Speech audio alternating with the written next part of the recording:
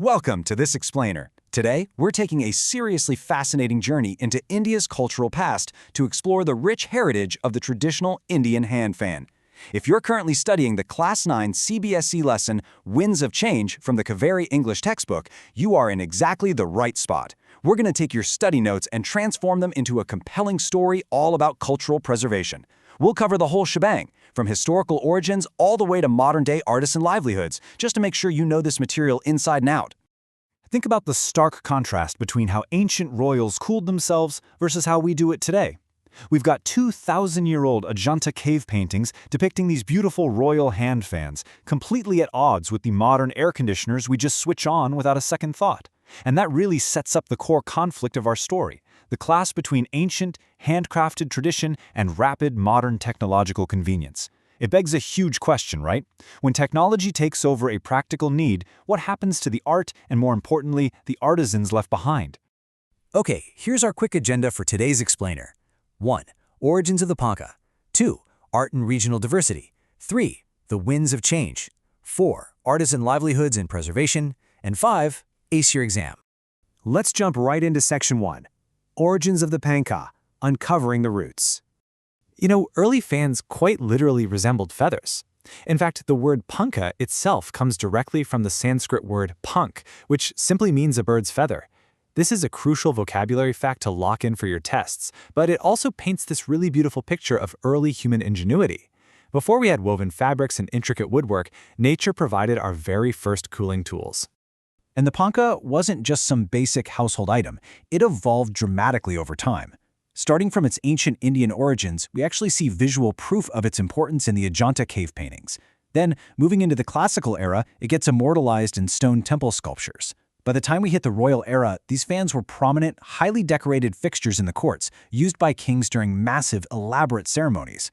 It was an absolute symbol of status, reverence, and power. Moving on to Section 2. Art and regional diversity, India's craftsmanship. Now, it is absolutely essential to remember at least 4 of these regional materials for your exam. Artisans across different Indian states used whatever local resources they had right in their backyard. Things like bamboo, palm leaf, cane, silk, brass, grass, and leather. But they certainly didn't stop at just making them functional. Through embroidery, sparkling mirrorwork, rich zari, colorful beads, intricate painting, and applique, they turned these basic cooling tools into stunning, highly regionalized works of art.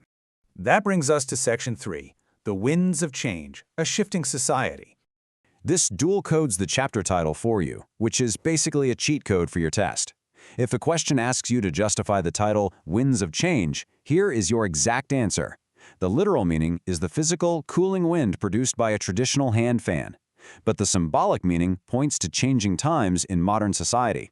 It represents that profound shift of the panka from an everyday practical household necessity into a preserved cultural artifact. It perfectly summarizes the lesson's central literary device. Let's actually trace that transition. Once upon a time, these were used daily for household cooling by almost everyone. But then, the arrival of electricity completely changed the landscape, rapidly replacing those hand fans with electric fans, water coolers, and ACs. However, while modernization heavily reduced their practical everyday use, the panka survived by adapting. It essentially took on a brand new cultural role. Today, they're prized as beautiful decorative items, heritage handicrafts, and keepsakes or souvenirs.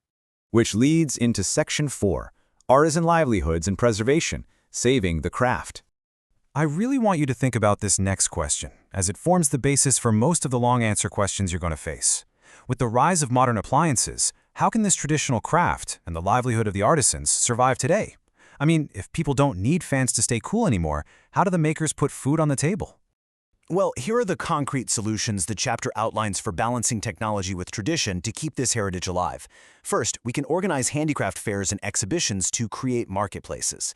Second, conduct artisan workshops to pass those crucial skills down to a whole new generation. Third, raise public awareness about the cultural importance of these items. And finally, actively support government and tourism initiatives that showcase indigenous crafts to global visitors.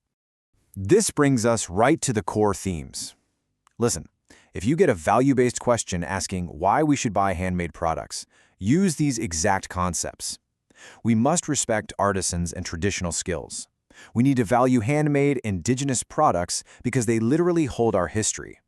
Doing so promotes a sustainable livelihood for rural communities, and honestly, it proves that modern technology and ancient tradition can beautifully coexist. All right, let's bring it all together in Section 5, Ace Your Exam, Masterclass and Review. Let's look at a highly probable extract-based question. Punkas today are no longer merely objects for cooling. If you see this exact extract on your test and they ask what it suggests, you need to know exactly how to respond right on the spot.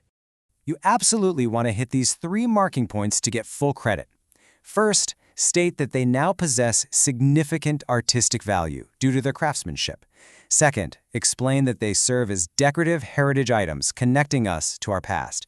And third, point out that they hold real commercial value, providing a sustainable income and livelihood for traditional artisans. Hit those 3 points, and you've got yourself a perfect answer. Okay, time for a quick fire review with a couple of multiple choice questions. Question 1. The word panka comes from A. Pushpa, B. Punk, C. Patra, or D. Patang. Lock in your answer right now in your head. If you remembered that bird's feather definition from earlier in the explainer, you completely nailed it. The correct answer is B, punk. Let's try just one more. This is an essential competency-based question about the modern state of the object.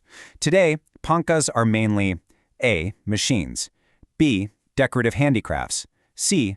Toys, or D. Furniture. So, what do you think?